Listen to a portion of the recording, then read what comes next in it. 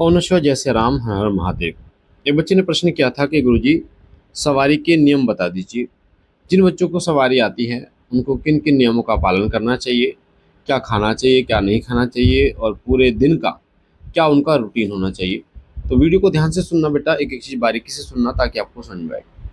जिन बच्चों को सवारी आती है, पहली बात तो मैंने ये पिछली वीडियो में बता रखा है कि सवारी एक तो आपको गुरु से प्राप्त होती है, एक सवारी आती है जो आपकी मेहनत से आती है, यानी आप कोई साधना करते हैं, तंत्र मंत्र करते हैं और उपवास करते हैं, आपकी पूजा से प्रसन्न होकर कोई शक्ति सवारी रूप में आपको मिल जाती है। जब भी कोई शक्ति आपको सवारी रूप में मिलती है तो उसकी तरंग होती है वो। मैंने आपको बताया था कि कभी भी माता काली किसी के शरीर में नहीं आती, कोई भी देवता किसी के शरीर में नहीं आता, उनकी तरंगे आती हैं। तरंग आप ये समझ सकते हो कि जैसे 11,000 वोल्ट की तारें होती हैं जो रेलवे स्टेशन के उधर मिलती है आपको, है ना। 11,000 वोल्ट की वो होती हैं तारें, और उस 11,000 वोल्ट में से आपको 220 जो आपके घरों में मिलता है करंट, आपके घर में सारी चीज़ों को चलाने के लिए वो मिलता है। तो 11,000 ना मिलके आपको 220 मिलता है। उसी प्रकार से भगवती की जो तरंग होती है पूर्ण रूप से ना मिलके केवल उनकी कुछ तरंग आपको प्राप्त होती है। तो उसी को हम माता, उसी को हम बाबा, उसी के साथ ही सब चीज़ें चलती हैं। तो आपके शरीर के अंदर धीरे धीरे शक्ति आती है, एक साथ वो तरंग नहीं आती, धीरे धीरे 10%, 20%, 30%, 40% ऐसे ऐसे बढ़ती रहती है। जैसे जैसे आप पूजा करते हैं वैसे वैसे वो तरंग जो है वो आपके शरीर में वास करना शुरू कर देती है। और जब वो तरंग आती है तो कुछ नियम आपको जरूर करने होते हैं, और इन नियमों का पालन हर उस व्यक्ति को करना चाहिए जो व्यक्ति पूजा पाठ करता है और जिसको सवारी आती है।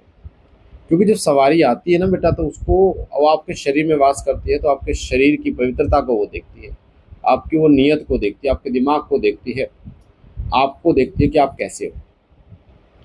आपको एक स्वस्थ, जैसे हम कहते हैं ना, मेहमान आया तो हम साफ सुथरा घर कर देते हैं ताकि मेहमान आए और साफ सुथरे घर में विराजमान हो।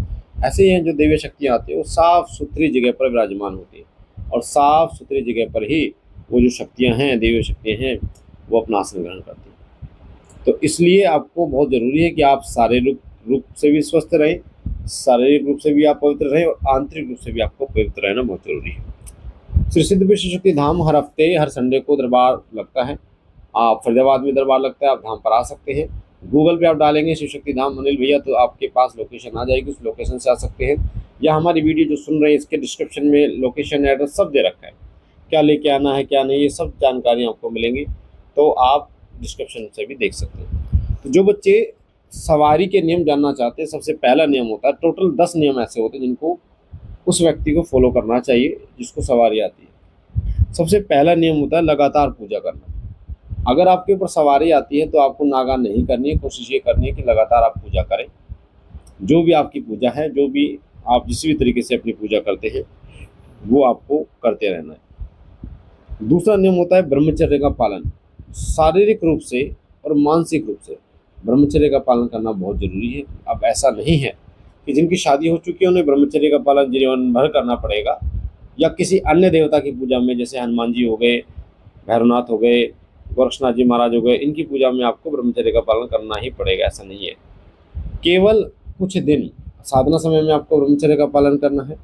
अपना गृहस्थ जीवन भी आपको जीना है, पर साधना काल में आपको ब्रह्मचर्य का पालन करना है। या फिर जो उनका दिन होता है, जैसे हनुमान जी का मंगलवार होता है, शनिवार होता है, तो आप उस दिन ब्रह्मचर्य का पालन कीजिए।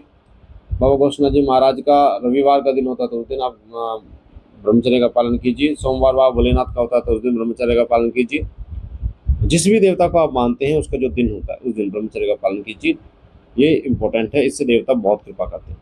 तो ये दूसरा नियम बताया। और शारीरिक और मानसिक मैंने ब्रह्मचर्य बताया, यानी कि किसी भी माता बहन के प्रति आप गंदी सोच ना रखें, गंदे विचार ना रखें।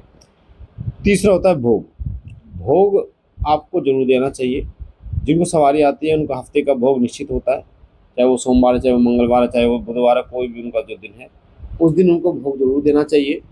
भोग में हम सात्विकता में अपने इष्ट देवता को पूजते हैं, चाहे वो हनुमान जी हैं, चाहे वो सीताराम भगवान है, चाहे वो बाबा भोलेनाथ है, माँ पार्वती है, या कोई भी अन्य देवता है। उनको हम लौंग, बतासे का और इलायची का ही भोग देते हैं, पंचमेवा का भोग देते हैं। तो आप ये भोग हर हफ्ते का जो एक समय होता है हमारा हफ्ते का, उस दिन जरूर दें। हफ्ते में ब्रह्मचर्य का पालन करते हुए भोग जरूर दें। चौथा नियम होता है हवन। हवन एक साधक को, एक सवारी वाले व्यक्ति के लिए बड़ा इंपॉर्टेंट है, क्योंकि हवन से बहुत मात्रा में ऊर्जा उत्पन्न होती है, बहुत मात्रा में। यानी कि आप ये लगा लो कि जहाँ आप 1 साल तक जप करोगे, वहीं आपके कुछ हवन आपको वो ऊर्जा दे देंगे जो 1 साल की ऊर्जा होती है। इसलिए हवन हर व्यक्ति को करना चाहिए। जो मंत्र आपने जप किए हैं, उन मंत्रों के माध्यम से आप हवन कर सकते हैं आसानी से। 5वां नियम होता है, अगर आपने धूना चितन किया है या आप धूना लगाते हैं, तो आपको धूना लगाना चाहिए। ऐसा नहीं है कि धूना आपने रख रखा है और आप जलाते नहीं हैं, आप जागृत नहीं करते, धूने को चितन नहीं करते। धूना आपको जरूर चितन करना है, और भोग जो देना है वो धूने में ही देना है। धूना तपना इंपॉर्टेंट होता है। कहते हैं ना, शिव का धूना गोरख तापे, काल कंठक थत्र कापे। तो धूना बाबा भोलेनाथ, फिर बाबा गोरक्षनाथ, इस तरीके से नाथों से चला हुआ है। धूने की सेवा महान सेवा मानी गई है।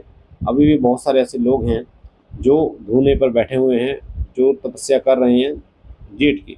तो धूने का चेतन करना जरूर आपको आना चाहिए।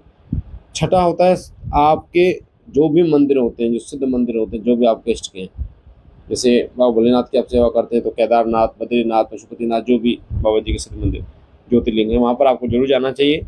या हनुमान जी महाराज के बालाजी महाराज, मेहंदीपुर बालाजी, या खाटू श्याम को आप मानते हैं, या सालासर बालाजी को मानते हैं, जहाँ भी उनका दिव्य धाम है, वहाँ हफ्ते में, महीने में, साल में, जैसे भी 6 महीने में, 2 महीने में आपको जरूर चक्कर लगाना चाहिए। इससे वहाँ की जो देवी शक्तियाँ हैं, दिव्य शक्तियाँ आपके साथ हो लेती हैं, आपका साथ देती हैं। 7वां नियम होता है परहेज, बहुत इंपॉर्टेंट है। तामसिक चीज़ों का परहेज आपको करना है। मीट, मांस, मछली, दारू, बियर, अंडा, इन चीज़ों का परहेज करना है। आप चाहे किसी की भी पूजा करें, कोशिश करें कि आप इन चीज़ों का परहेज जरूर करें, जरूर से जरूर करें, क्योंकि ये चीज़ें आपके शरीर के अंदर तामस गुण को पैदा करती हैं, जिससे एक राक्षस प्रवृत्ति भी आती है, साथ साथ में देवी तरंगे को आने में परेशानी होती है। देवी तरंगे नहीं आ पाती, आपके शरीर में वास नहीं कर पाती, गंदगी शरीर में रहती है, अपवित्रता रहती है। तो तामसिक चीज़ों का परहेज करिए, ठीक है। और 7वां जो वो होता है नियम, वो है कि गुरु मंत्र का जब जितना हो सके उतना करिए। गुरु मंत्र सबसे अहम होता है, गुरु मंत्र मंत्रों में श्रेष्ठ है, और गुरु मंत्र के प्रभाव से आप बहुत बड़े बड़े कार्य कर सकते हैं। गुरु मंत्र अगर आपका जागृत है, तो आप किसी को झाड़ा लगाना, नेगेटिविटी को हटाना, बुलाना, ये सब कार्य कर सकते हैं। तो गुरु मंत्र का हवन भी आपको करना, और जब भी आपको निरंतर करते रहना है। 9वां जो नियम है, वो शुद्धता का विशेष रूप से ध्यान रखना। आपके शरीर की शुद्धता, आपके मन की शुद्धता बहुत इंपॉर्टेंट है। अगर शरीर में शुद्धता नहीं है, तो फिर देवी पूजा, देवता की पूजा आप ना करें। अब शुद्धता कैसे आती है? नहाने से शुद्धता आती है, साफ सुथरे कपड़े पहनने से शुद्धता आती है, और सबसे इम्पोर्टेंट, आचमन करके पूजा करें। आचमन की वीडियोस यूट्यूब पे आपको बहुत मिल जाएंगी, आचमन कैसे करें सीख के आप कर सकते हैं। कोई ऐसा नहीं है, मुश्किल काम नहीं है, आचमन करके अपनी पूजा शुरू करें तो सबसे अच्छा रहेगा।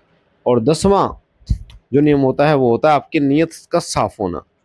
आपकी नीयत बेटा साफ होनी जरूरी है, क्योंकि नीयत के साथ बरकत होती है, और देवता आपके नीयत के साथ चलते हैं। नियत इट मीन कि आप किसी पर गंदी नज़र न डालें, आप लालची ना, स्वार्थी ना हो, किसी को पीड़ा ना देने वाले ना हो। इस प्रकार से आपका चरित्र रहना चाहिए। इसलिए आपको इन नियमों का पालन जरूर से ज़रूर करना है। जो मैंने 10 नियम आपको बताए हैं, अगर आप इन नियमों का पालन करते हैं, तो आप 100% मैं ये कह रहा हूँ कि देव शक्तियाँ आप पर इतनी कृपा करती हैं कि आपके एक बोलने से वो कार्य कर देती हैं। केवल एक बोलने से वो कार्य कर देती हैं। और साथ साथ में आप कहीं पर भी हों, फ़ोन पर कहीं पर भी अर्जी लगा देते, तो आपका काम हो जाता है। तो मुझे आशा है जानकारी आपको पसंद आई होगी। हम मिलते हैं एक नई जानकारी के साथ। तब तक ओम नमः शिवाय, जय श्री राम, हर हर महादेव।